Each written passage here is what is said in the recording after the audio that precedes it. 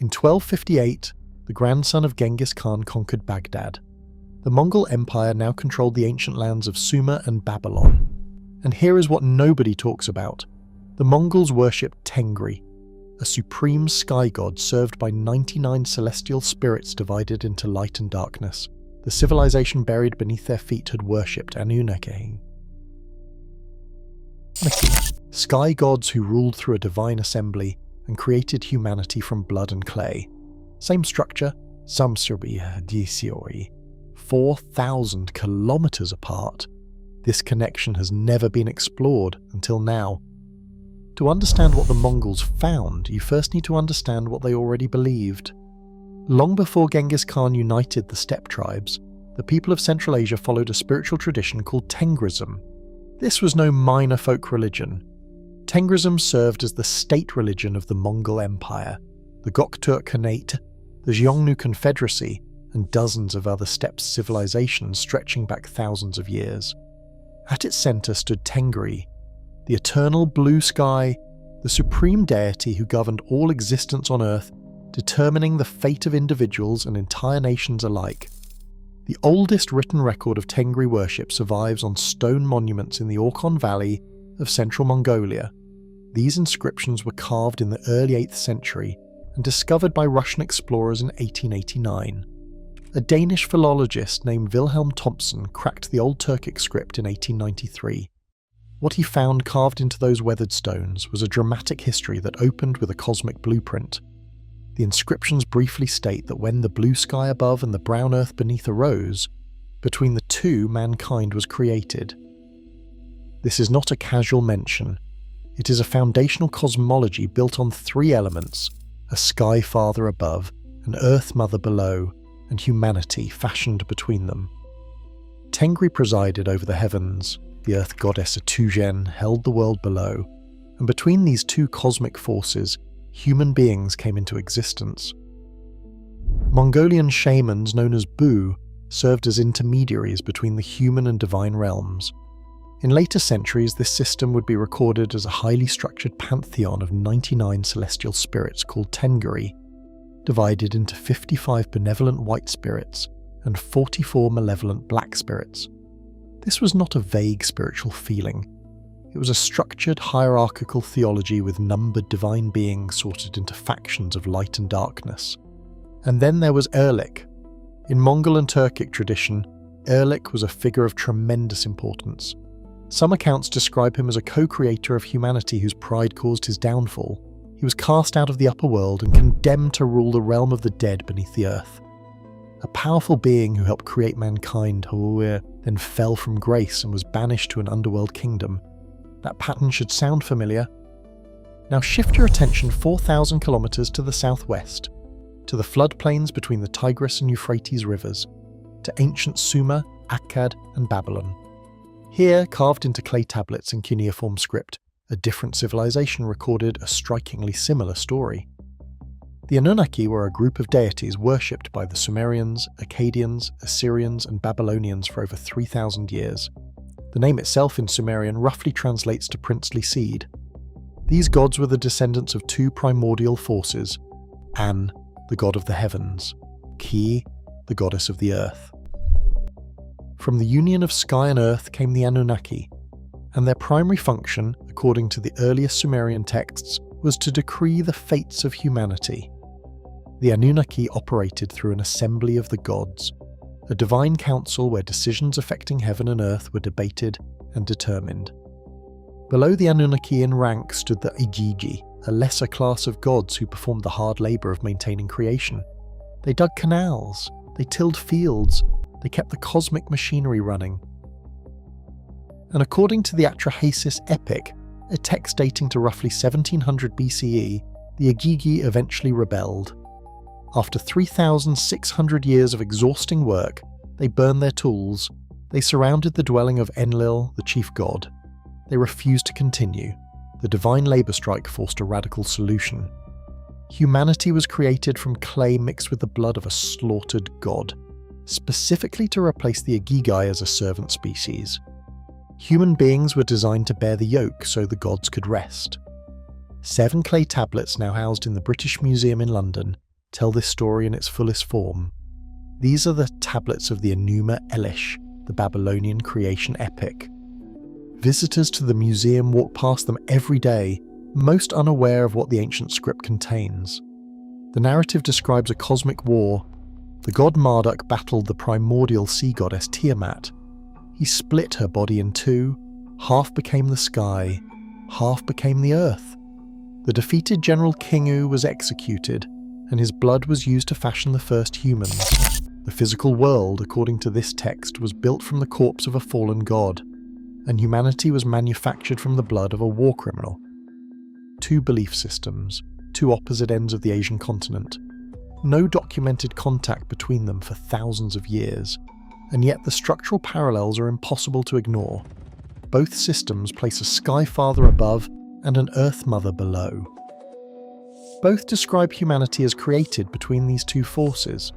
Both feature a hierarchical divine assembly, with numbered members divided into upper and lower factions.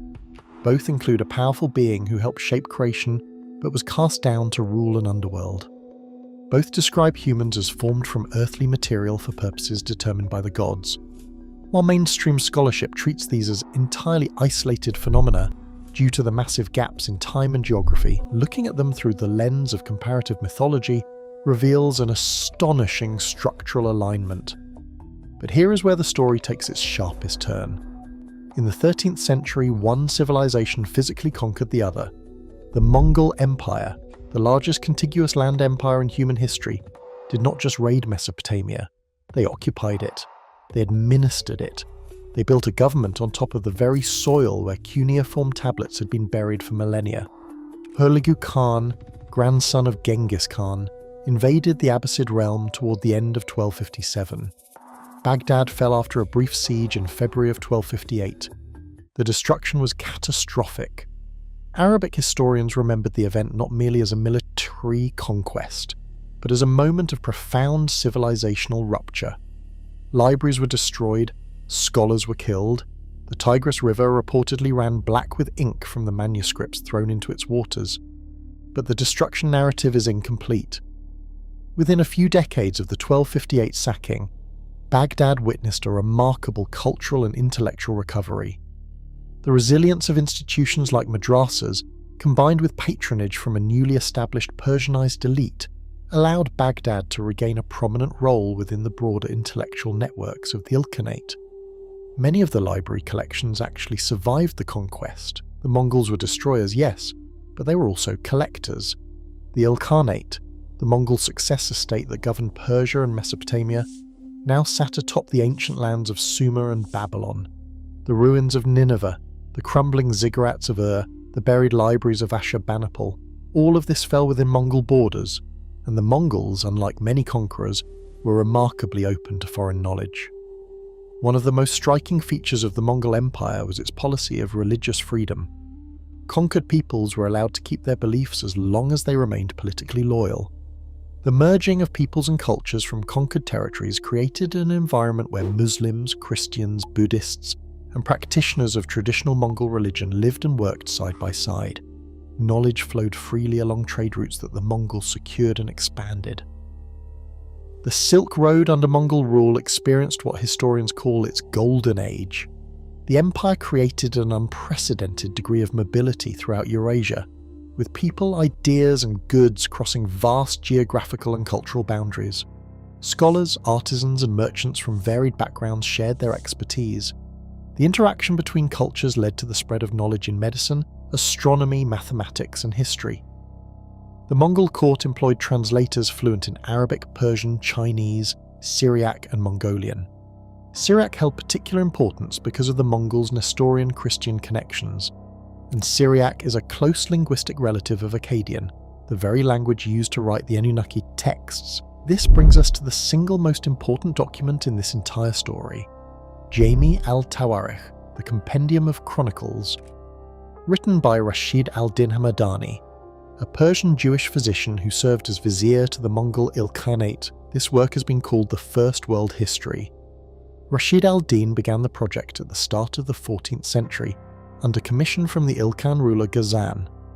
Initially, the work was intended only to record the history of the Mongols and their predecessors on the steppes.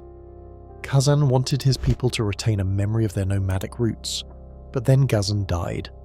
His successor Oljaitu ordered Rashid al-Din to expand the project dramatically.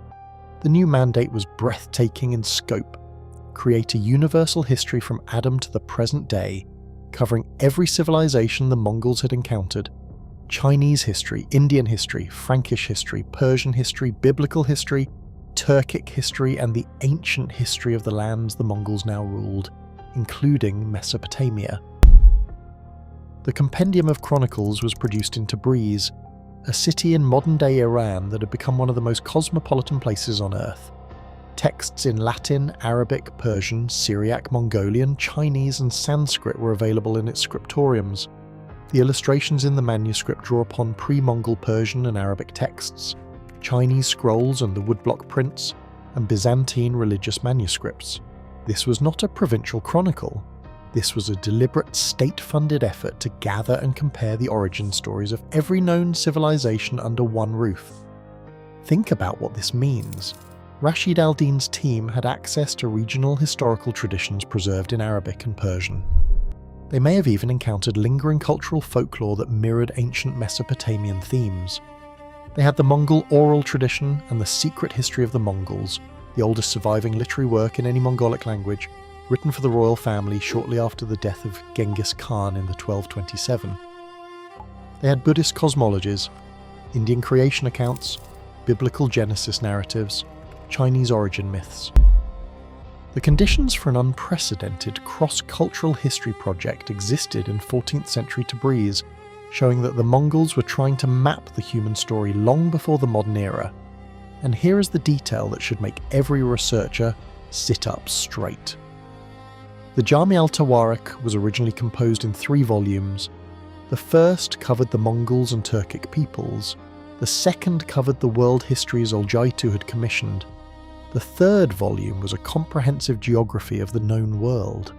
That third volume has never been found. It is lost. Whatever cosmological data, whatever geographic and cultural comparisons, whatever conclusions about the relationships between civilizations Rashid al-Din may have included in that final volume, they are gone. We simply do not know what it contained. Now let us lay the two systems side by side and examine exactly what Rashid al-Din's scholars would have seen. The Tengri tradition states that Tengri is the Sky Father. The Mesopotamian tradition states that An, also called Anu, is the Sky Father. Tengri is paired with the Earth Mother Tujen. An is paired with the Earth Goddess Ki. In Tengri cosmology, humanity is created between heaven and earth. In the Enuma Elish, humanity is fashioned from divine blood mixed with clay, positioned between the realm of the gods above and the underworld below. The Mongol tradition describes 99 celestial spirits organized into factions of white and black. The Mesopotamian tradition describes the Anunnaki as a divine assembly, with one text referencing the 50 Anunna of Eridu, and a strict division between the upper gods and the lower Igigi. Both systems feature a numbered divine council divided into higher and lower ranks. The parallels deepen when you examine the fallen god motif. Erlik in Mongol tradition is a co-creator of humanity who was cast down to rule the underworld. Kingu in the Enuma Elish is a divine figure who held the Tablet of Destinies, the source of cosmic authority, before being defeated, stripped of power and executed. His blood was used to create humans. The Hittites and Hurrians, whose territories sat between Mesopotamia and Central Asia, had their own version. They described a set of former gods banished to the netherworld by a newer generation and eventually identified those former gods with the Anunnaki themselves. A powerful being falls from the upper world. He is condemned to the realm below. His essence is used to create or shape humanity. This pattern repeats across thousands of kilometers and thousands of years. The concept of divine mandate provides another striking convergence. Mongol and Turkic rulers carried titles based on the word Kut, a heavenly and spiritual force believed to be granted directly by Tengri. A ruler possessed Kut or he did not. It could be given and it could be taken away. In Mesopotamia, the Tablet of Destinies functioned identically. Whoever held the tablet controlled fate itself. It was seized by Tiamat, given to Kingu, then captured by Marduk after battle. Both systems encoded the same idea. Earthly authority is not earned through human politics alone. It is transferred from heaven through a divine mechanism that legitimizes the ruler's power. And then there is the creation of humanity itself. Mongolian creation myths describe the first male and female couple as created out of clay. Tengri mythology states that human beings appeared from the union of Tengri and the earth deity. Tengri gave each human a cut, a soul. The earth gave each human a material body. At death, the earth swallowed the body and Tengri took back the soul. In the Enuma Elish, humanity is fashioned from divine blood mixed with clay. In the Atrahasis, humans are created specifically to replace divine labourers. Both traditions describe humans as composite beings, part divine essence, part earthly material, created to serve a function determined by the gods. These are not vague thematic similarities. These are structural parallels in cosmology, theology, political theory, and origin narrative. And in the early 14th century, a Mongol-funded scriptorium in Tabriz had access to both traditions simultaneously. So why has nobody examined this convergence? The answer lies in how modern academia is organised.